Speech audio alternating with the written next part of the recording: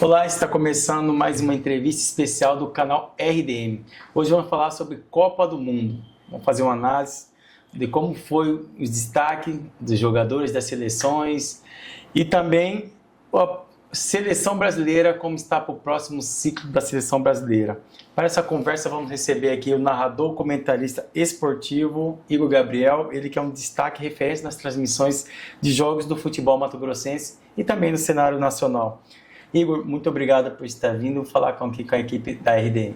Obrigado pelo convite, Jean, a todo o grupo da RDM, que é uma revista hoje que se expandiu para a área tecnológica, para a área da informação online, e tenho um grande respeito por esse trabalho e por você que está aqui à frente, né, desse trabalho aqui nesse podcast. Obrigado, somos colegas de profissão, né? Você na área esportiva, eu já voltado mais para a política, mas também agora estamos aqui nesse programa da entrevista da semana, no especial do canal da RDM. Vamos falar sobre a seleção brasileira, Igor, que foi eliminada precocemente nas oitavas de final, sendo a primeira, né, a acontecer isso numa Copa do Mundo. E como que você analisa esse cenário da seleção brasileira atualmente? Porque era aquela expectativa depois de passar pelo Japão, mas infelizmente caiu para a Noruega. A gente tem que ver o seguinte, após a saída do Tite, né, que ficou 6 anos à frente da comissão técnica da seleção brasileira, precisava-se claro, de uma renovação. Passou lá o Ramon, passou o Fernando Diniz e passou o técnico Dorival Júnior. Então, assim, em menos de 2 anos passou 3 técnicos, cada um com uma filosofia, cada um com um jeito de trabalhar o seu grupo, o seu esquema tático, o seu esqueleto de como colocar um time em campo. Só que antes disso, ainda era o outro presidente da CBF, né? Eu agora não me esqueci o nome dele aqui agora, que acabou sendo afastado. Então, tudo começa na ruptura da administração da CBF. E quando uma gestão não vai bem, o time também tende a não ir bem. A CBF não estava bem, passou aí 2 presidentes, um por ter assediado uma funcionária, o outro por ter recebido propina, coisa assim, e entra agora o Samir Chaude, né? Que há pouco que a gente sabe que ele é empresário lá na região de Roraima, no norte do Brasil, mas que tem influência dentro do futebol brasileiro, do meio do futebol, e com isso conhece o filho do Gilmar Mendes também, que hoje é vice-presidente aqui da Federação Mato-Grossense de Futebol, e também cotado para ser um dos substitutos do Samir Chaude na CBF. Então, por aí você vê a decadência da CBF juntamente com a decadência da seleção brasileira. Poderia o Fernando Diniz ter dado certo na seleção? Poderia. Poderia também o Dorival Júnior ter dado certo na seleção? Poderia. Mas eles entraram na seleção simplesmente para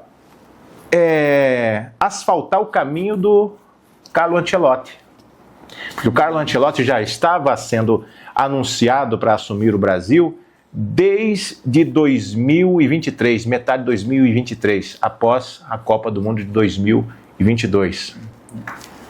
E a gente ficava naquela expectativa, será que ele vai realmente deixar o Real Madrid? E de fato, ele em entrevista ele foi incisivo, deixa eu terminar meu contrato, aí eu vou assumir o Brasil. Então assim, eu tive que fazer buscar um pouco aí, expandir um pouco essa ideia para o pessoal entender como mais ou menos foi para estar essa situação do Brasil. O Ancelotti veio, ficou aí 1 ano e 6 meses. Teve altos e baixos nas eliminatórias, mas ao meu ver ele fez uma boa eliminatória, terminando ali 3º, 4º, né?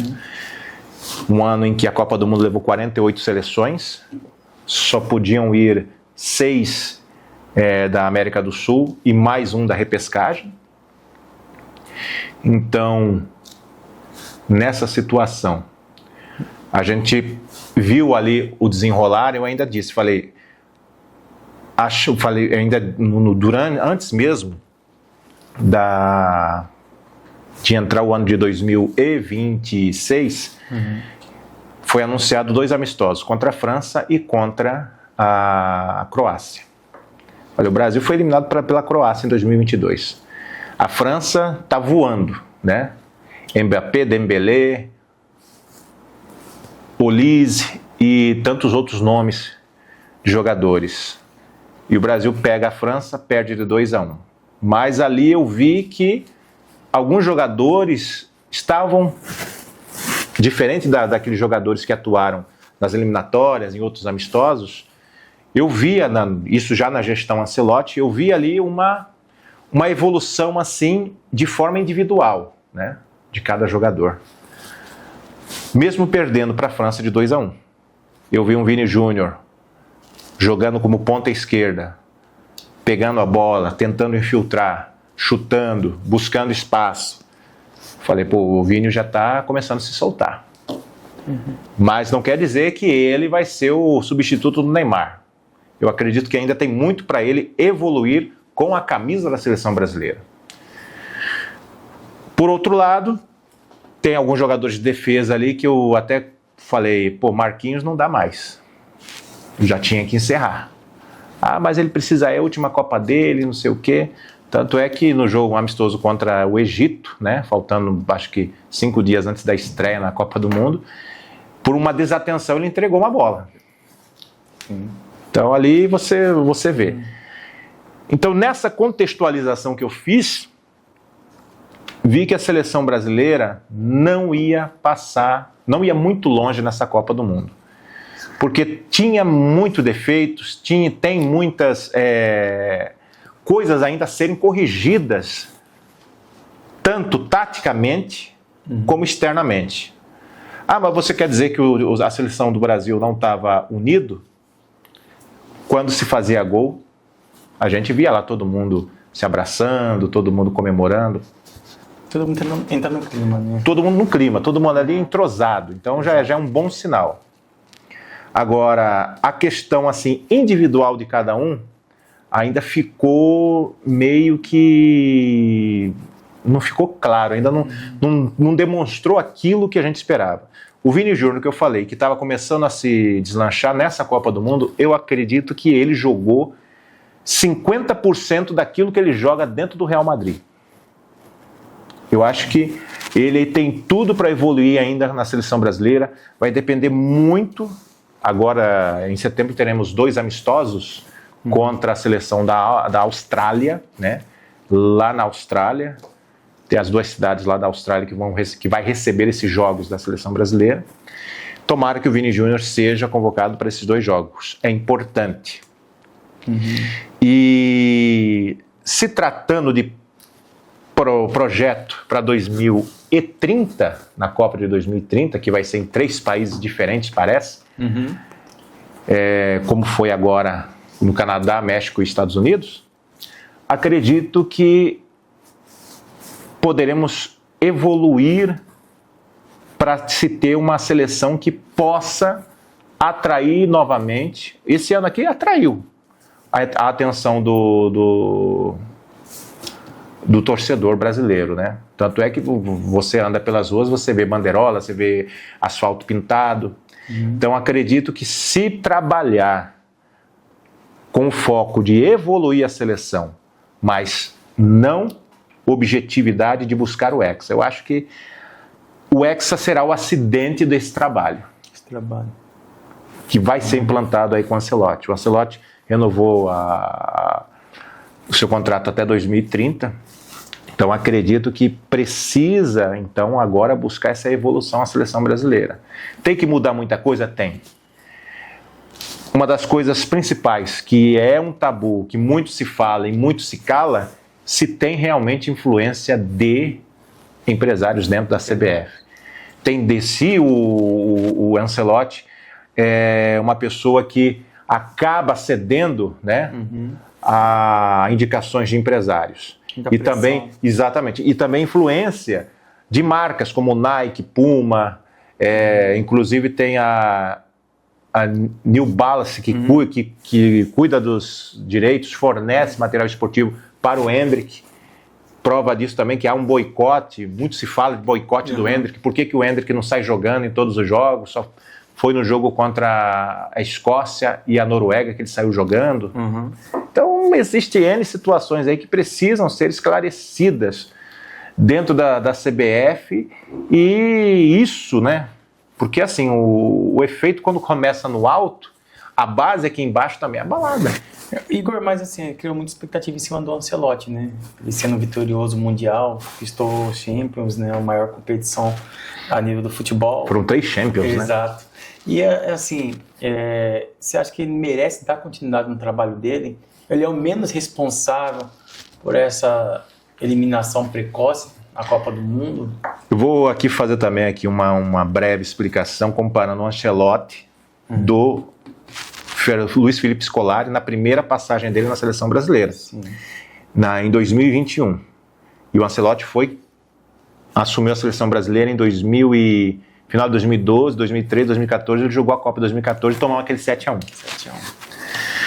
Quando ele estava na seleção de 2001 para 2002, que tinha Ronaldo, tinha Rivaldo, Ronaldinho Gaúcho no auge, Roberto Carlos, Cafu, Edmilson, Kleberson. O goleiro era Marcos. O Marcos até então era conhecido nacionalmente. E o Luiz Felipe Scolari levou naquela época 6 jogadores do Palmeiras. Roque Júnior, o goleiro Marcos. Tinham mais 2 jogadores que agora me falha a memória quem eram, mas ele levou 5, 6 jogadores do Palmeiras. Uma base de confiança dele. Então, ele jogou a Copa América, não com as estrelas do Brasil que arrebentaram em 2002, e ele fez uma coisa que o Ancelotti fez contra a Noruega, mexeu errado. Mexeu na espinha dorsal que não era para mexer. Ele podia até ter saído, o Ancelotti, com o Neymar jogando em campo. Talvez não era o momento de colocar o Neymar. Ou talvez poderia ter colocado o Neymar ainda no final do primeiro tempo. Até porque o Gabriel Martinelli, eu gosto muito dele, foi campeão recentemente no Arsenal, e ainda tem mais uma Copa do Mundo para jogar, né? Vai para a 3ª Copa dele, e eu acredito que ele também poderia ter entrado no decorrer do segundo tempo, para tentar incendiar o jogo. Tanto é que ele quase marcou um gol de cabeça, mas estava mal posicionado. Então, não era o momento. Então, assim, resumindo, 2001, o Brasil é eliminado da Copa América, perdeu para Honduras, era o Luiz Felipe Scolari. Sobrou apenas as eliminatórias. O Brasil capengou e terminou em 3º lugar. Fez a pré-campanha antes da Copa, jogou 4 amistosos, ganhou os 4 amistosos. Entre eles, com a forte Iugoslávia, que não ia para a Copa, mas tinha uma tradição muito forte ali no futebol europeu. Isso foi um jogo que voltou o fenômeno depois de cirurgia. Depois de 6 meses, aí estava treinando, fazendo fortalecimento e ainda voltou meio gordo, mas ainda incomodou ali a defesa iugoslava. Hoje, né, Sérvia. Certo. Então, aí você vê ali o Brasil começando a se estruturar com as peças principais, com jogadores que chamavam responsabilidade, Ronaldo e Rivaldo. E todo mundo conhece a história, como foi o desfecho de 2002. O Brasil ainda foi soberano até 2025. Isso já na era Parreira. 2006 foi eliminado pela França nas quartas de finais da Copa do Mundo da Alemanha, 2006. Voltando agora à realidade, onde o Ancelotti ficou 1 ano e meio, criou-se essa expectativa de que ele poderia melhorar a seleção brasileira. O Mauro César, da Jovem Pan, que é uma pessoa que eu respeito muito o trabalho dele, né? Tanto é que ele não é assim, a empresa, pelo menos que ele trabalha, não é assim vinculada à CBF, ou recebe alguma mídia da CBF. Mas ele, quando ele vê qualidade na seleção brasileira, ele fala, o Brasil jogou por esse fator, venceu por esse fator, o Brasil perdeu por esse fator. E ele foi muito sucinto em dizer, o Ancelotti ainda não fez um trabalho aquém. O Ancelotti ainda não demonstrou um trabalho de grupo, um time mais compacto, um time mais encaixado, um time mais aguerrido. Individualmente, a gente viu quem realmente quer jogar, quem realmente chama responsabilidade. Então, acredito que ele vai ter aí 4 anos, a começar agora setembro de 2026, para começar a alinhar essa seleção brasileira. E espero que, se tem ou não influência de empresários, que o Brasil tenha no máximo 40 nomes para serem testados. E que também a imprensa e a população, o torcedor, possa acompanhar esses 40 nomes e fazer ali o seu julgamento. Porque antigamente era assim que era. Você levava 20, 22 jogadores para a Copa, mas em contrapartida você tinha mais 20 ali de stand-by aqui no Brasil. Ah, machucou fulano de tal, sobe um da reserva e traz esse que está de stand-by do Brasil. Sempre foi assim.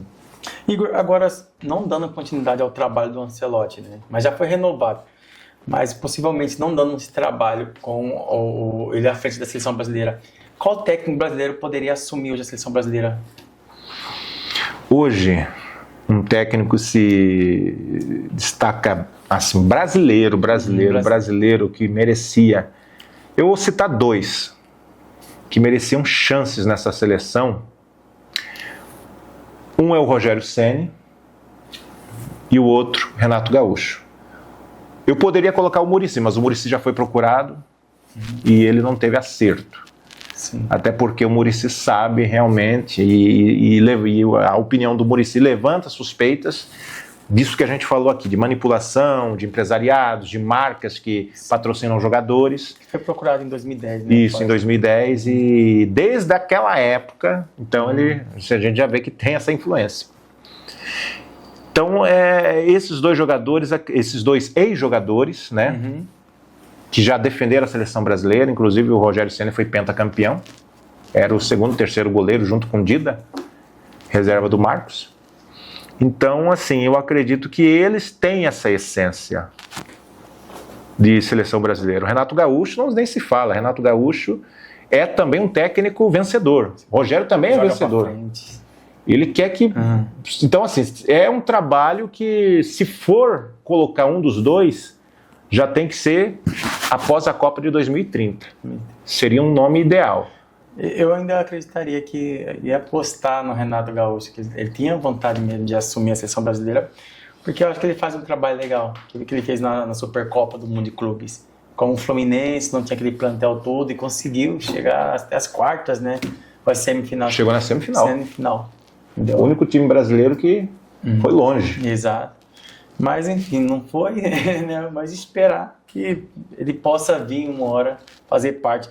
Agora, em relação à convocação do Neymar, dividiu opiniões, né? Uns queriam, outros não. Houve uma pressão também da torcida brasileira em convocar o Neymar. Só que ele não foi o protagonista dessa Copa.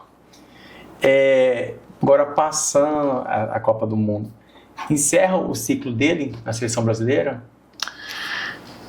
Se ele tratar das lesões, né? Se cuidar, não resguardar dos holofotes, dos clubes, né, do Santos, onde ele ainda tem um contrato lá, se resguardar da seguinte forma: eu não vou jogar hoje porque eu vou no aniversário da minha irmã, eu não vou hoje porque fulano de tal me chamou para ir num cruzeiro, eu não vou treinar hoje. Isso aí todo mundo, a imprensa está cansado de falar da vida do Neymar, né? Cuida mais da vida particular dele do que propriamente opinar pelo futuro. Mas eu acho o seguinte: o Neymar nessa Copa, pouco tempo que ele entrou, eu notei que, assim, uma vontade dele de gritar com os companheiros para ir para cima, vambora. Às vezes ele pedia a bola, não passavam a bola para ele, né? Então, eu falei aqui no intervalo, nos bastidores, em 2018, na Copa 2018, em 2017, ele lesionou acho que é tíbula que fala, não. Ele lesionou o pé direito e teve que fazer uma cirurgia. 3 meses. Ele voltou para a Copa de 2018, ainda sem ritmo de jogo, começou a treinar ali uma semana com a seleção brasileira e não fez uma Copa do Mundo. Ali começou, então, assim, a decadência do Neymar. Assim, em ver ele como um homem de responsabilidade do Brasil, um homem gol do Brasil. Diferente do Neymar, que jogou a Copa de 2014, que foi lesionado com uma ajoelhada do colombiano Zúñiga, que tirou ele da semifinal. Diferente do Neymar, que carregou a seleção brasileira no primeiro ouro olímpico. Se hoje o Brasil tem um primeiro ouro olímpico, né? O Brasil tem 2 medalhas de ouro que eram tanto contestadas. Passou Romário, passou Bebeto, passou Ronaldo Fenômeno, passou não sei mais quem. E não, Ronaldinho Gaúcho, e o Brasil nunca ganhou uma medalha de ouro. Neymar chamou a responsabilidade. As Olimpíadas foi no Rio. Na casa. O Brasil teve dificuldade na fase de grupos. Venceu, empatou 2 jogos, 0-0, sem gols. E na última partida, acho que contra a Dinamarca, o Brasil conseguiu fazer 4-0. Classificou em segundo. E aí teve 2 jogos, ganhou de goleada. Pegou quem na final? A Alemanha. Que tinha 2 jogadores daquele time do 7-1, de 2014. E o Neymar, dentro do Maracanã, lotado, chamou a responsabilidade. Caía, quando ele perdia a bola, tinha 2 jogadores fazendo cobertura. E naquela época tinha, nesse time que foi ouro, além do Neymar, tinha Martinelli, tinha o Everson, que era o 3º goleiro da seleção brasileira. Tinha lá o Antony também, que estava começando, que não foi convocado. Então, tinha uns 5 jogadores que foram para a Copa do Mundo e uns demais que ficaram esquecidos. E o Brasil conseguiu abrir o placar, depois a Alemanha empatou, o Neymar fez um golaço de bola parada, foi para os pênaltis, e o Brasil ganhou nos pênaltis com o Neymar batendo o último pênalti, consagrando. Então, assim, foi um jogo convincente. E de lá para cá a gente apostou no Neymar.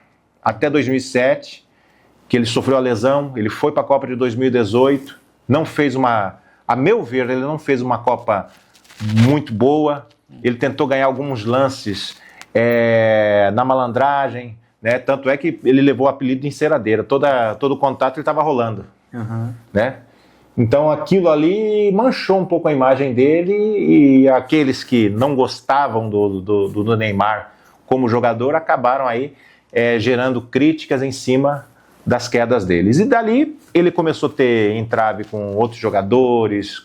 Teve um caso quando ele estava no Paris Saint-Germain, na hora de receber a premiação, que ele bateu num torcedor, né, no meio do caminho. E ele deu um depoimento: eu bati porque eu não tenho sangue de barata.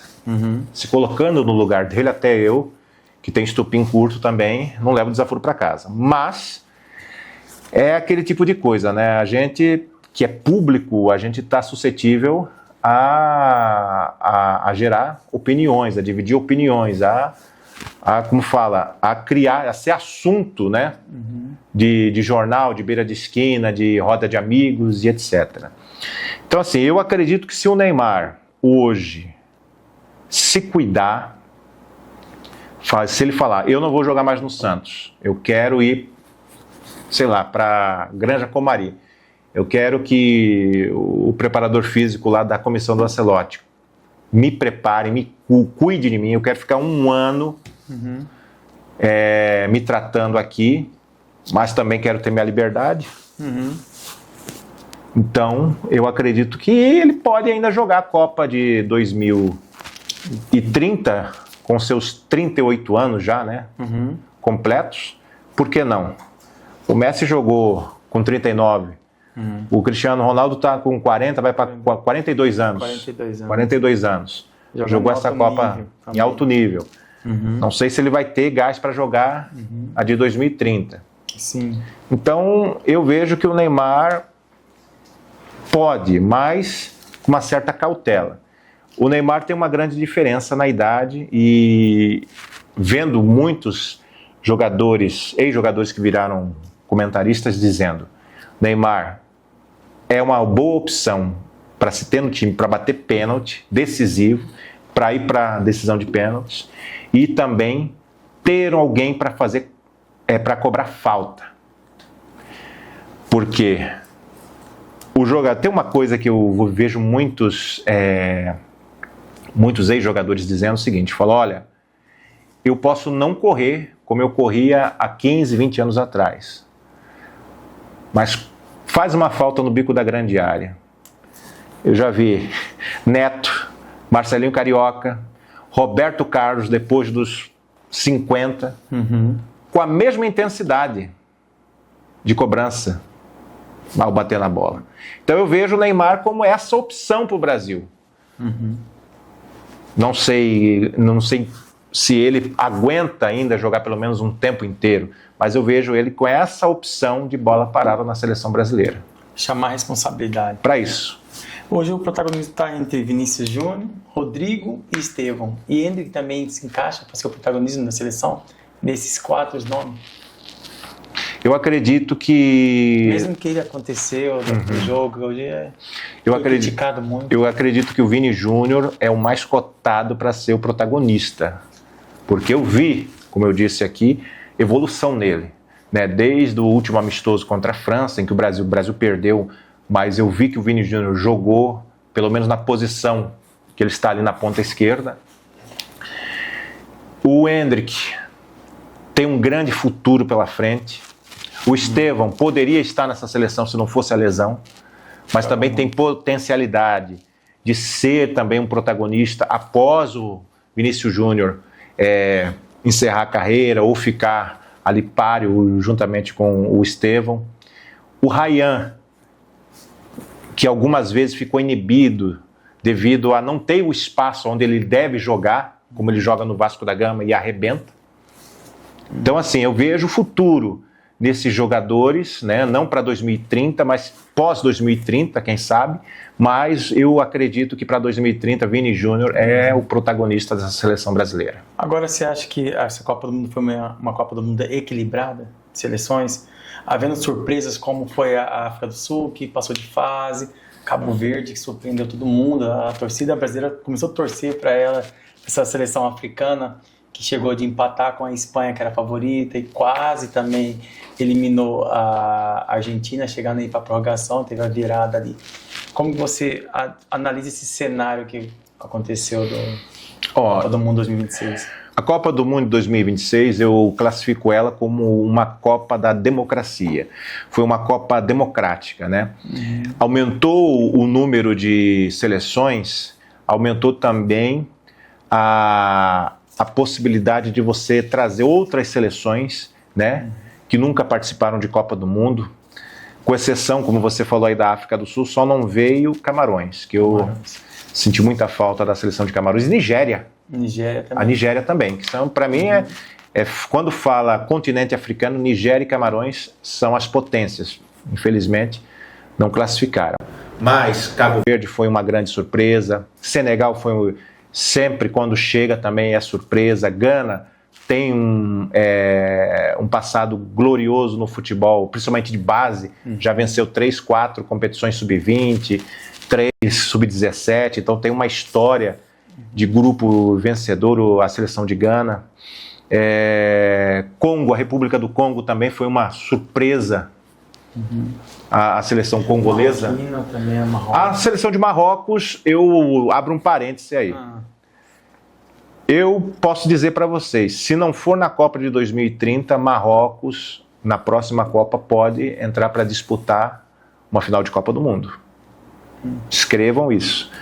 Marrocos está investindo, Marrocos está tendo aí um trabalho de base parecido com o da França, né? E Marrocos não se estranhe. Marrocos, daqui a 8 anos, vai ter seleção para chegar na final e decidir a Copa do Mundo. Começar a estudar futebol. Começar a estudar, né? Na verdade... Mas tudo começa na base, né? Começa na base. Que é onde a gente vai chegar aí nas 2 seleções que vão decidir a Copa do Mundo desse ano. Entendi. Agora, em relação à final da Copa do Mundo, que agora vai ser entre Espanha e Argentina, como você vê essa final. Você esperava a Argentina chegar à final? Você não é a favorita sendo a última campeã? E a Espanha também? É assim, eu, como bom brasileiro, né, eu sempre sou rival da Espanha. Mas tendo ali um Messi, que é um cara polivalente, um cara guerreiro, um jogador guerreiro, e tendo ali uma seleção que joga para o Messi, você é obrigado a reconhecer que a seleção da Argentina vive seu melhor momento no futebol mundial. Mas também a gente não pode deixar de desconhecer, né, o trabalho da Espanha, do técnico de La Fuente, que assumiu a equipe em 2023, após aquela eliminação em que perdeu para o Marrocos nos pênaltis, se não me falha a memória. Então, por aí você já vê o quanto a seleção da Espanha começou a evoluir. 9 jogadores da seleção da Espanha, inclusive um deles é o goleador, o Orizabal. Agora que a pronúncia correta do nome dele aqui me fugiu, que é um dos principais artilheiros da seleção da Espanha, é o mesmo que estava naquela decisão contra o Brasil na final das Olimpíadas de Tóquio, em 2021, onde o Brasil foi campeão. Tanto é que até aquele jogador que atua no futebol inglês, ele errou um pênalti. Richarlison errou um pênalti nessa decisão. E o Brasil ganhou 2-1. Então, 9 jogadores da seleção do De La Fuente, que estava como técnico na seleção pré-olímpica da Espanha, ele levou como base da sua seleção espanhola principal. E começou o trabalho em 2023 e 2024 a Espanha decide a Eurocopa contra a Inglaterra, vencendo por 2-1 um jogo eletrizante. Revela em 2023 Lamine Yamal, também uma grata revelação da base, uma joia do Barcelona, e que acaba encaixando perfeitamente na seleção espanhola. Também lesionou e conseguiu recuperar e está jogando um bolão, garoto. Tem futuro. Pode ser cotado como um dos principais jogadores, a bola de ouro, o melhor jogador do mundo. Então, o trabalho do De La Fuente é quase igual ao trabalho do Lionel Scaloni, que assumiu a seleção argentina em 2018. E ele estava na base da seleção argentina. Tanto é que ele foi auxiliar do Sampaoli na Copa de 2018. O Sampaoli saiu e ele acabou assumindo o lugar do Sampaoli. E ali ele começa o trabalho. 2021, ele ganha a primeira Copa América, realizado no Brasil, ainda naquele processo de pandemia, mas consegue dar esse título importante, vencendo o Brasil com 1-0, com o Neymar jogando do outro lado, Messi do outro lado, um jogo eletrizante. Ele dá esse título importante. De La Fuente também ganha a Euro de 2024. Consegue classificar em primeiro do seu grupo nas eliminatórias. A Argentina consegue classificar em primeiro nas eliminatórias sul-americanas. Então, por aí você já vê o trabalho das seleções. E esquecendo, a seleção argentina, campeã na última Copa América 2025, ano passado. Então, por aí você já vê o trabalho da Espanha e da Argentina sendo calçado por técnicos que trabalharam com a base, ou seja, trabalharam jogadores que lá na frente, no futuro, eles poderiam ser utilizados novamente se fossem voltar na seleção. Scaloni levou 2 jogadores da base da Argentina e manteve aqueles outros jogadores que estavam jogando lá. Muitas das vezes, os jogadores da Argentina estavam jogando sem comando na era Sampaoli. E quando o Lionel assumiu, ele começou a colocar aí a gurizada para começar a jogar como se deve, né? Usando ali os seus espaços, porque a gente também tem que reconhecer que o futebol clubista da Argentina não está tão bem comparando com outros clubes, outros países da América do Sul. O Brasil vem se destacando, tanto é que ganhou aí 6 Libertadores. E tem jogador argentino que ou vai diretamente para a Europa ou vem para o Brasil, por questões salariais, melhor valorização. Então, nesse quesito, a Argentina conseguiu achar ali sua espinha dorsal através do Scaloni e também o De La Fuente conseguiu achar sua espinha dorsal ali para a Espanha. Então, tanto é que você tem um detalhe também que hoje, antes de vir para cá, eu estava lendo em uns artigos de notícias, o De La Fuente foi um dos orientadores do Scaloni, um curso que o Scaloni fez na Europa. Coincidência. No quesito trabalho de base para profissionalização. O Scaloni deu esse curso, o De La Fuente, técnico da Espanha, deu esse curso, e o Scaloni foi lá fazer esse curso, um curso que durou aí menos de um mês, mais ou menos, uma semana. Uma capacitação. E aí o Scaloni falou, agora vamos ver se meu aluno vai me superar nessa final. Mas assim, se for para apostar, qual seria o placar? Vai ser empate, vai chegar à prorrogação, vai para os pênaltis, vai estar bem equilibrado, ou um vai ter mais vantagem que o outro? Eu acho que a Espanha vai vir mais esperta para não ser surpreendida no final, né, do jogo. Eu acredito que a Argentina pode ganhar essa Copa, mas vai ser sofrido e na prorrogação. E aquela outra seleção, a França, que todo mundo tinha a expectativa que ela seria campeã novamente. Porém, ela caiu perante a Espanha. E também tem a Inglaterra, que foi indo, foi assim, se encorpando e conseguiu chegar à semifinal. E não conseguiu passar da Argentina. Como se vê agora esse terceiro lugar na disputa que vai acontecer no sábado? O técnico da Inglaterra, ele, assim como o Ancelotti contra a Noruega, fez ali as mudanças que não eram para ser feitas, né? Ele colocou 3 zagueiros de 1,90m, 1,98m ali para fazer uma linha. E tanto é que o segundo gol da Argentina foi bola aérea. Era um jogo que estava caminhando. A Argentina estava beliscando porque também a Inglaterra recuou muito. E a Inglaterra, então, assim, deixou de propor um jogo ofensivo para ser um jogo mais defensivo, chamando a Argentina. Então, a Argentina, o que ela queria? Ela queria espaço. Leonel procurou, achou um espaço e ali acabou empatando o jogo. Aí, um outro cruzamento com 3 jogadores, 3 muralhas inglesas ali, não conseguiu neutrair ali o segundo gol da Argentina. Então, eu vi que a Inglaterra, ela tem um bom time, tem bons jogadores. Bellingham é um jogador de futuro. O Kane, eu acho que é a última Copa dele. Também acho que ele não deixou a desejar nada nessa Copa, jogou muito, fez gol, ajudou a seleção inglesa. Mas o técnico da Inglaterra errou no momento em que não era para substituir, no momento que tinha que se defender e também tentar armar o contra-ataque, porque a seleção da Inglaterra tem bons jogadores velocistas, jogadores altos, né?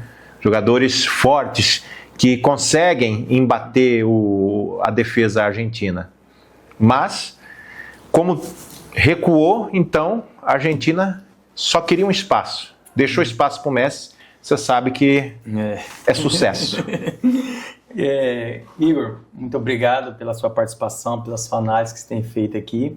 E deixe as considerações finais aqui para encerrar o programa. Eu que agradeço aqui o espaço, Jean, e por estar... A gente está trocando informações, trocando ideias, né? E expressando aquilo que a gente sabe, porque futebol, a gente está sempre aprendendo. Porque o futebol que eu acompanhei na Copa de 94, na Copa de 98, era um jeito. De 2002 para cá, já foi outro jeito. E agora, 2026, a gente vê que está totalmente diferente. Acredito que a CBF, os clubes brasileiros, têm que começar a olhar para a base e principalmente começar a olhar lá na ponta. Aqueles campinhos de várzea que você costumou bater racha na sua infância, na sua adolescência, idem também, eu vivi muito isso.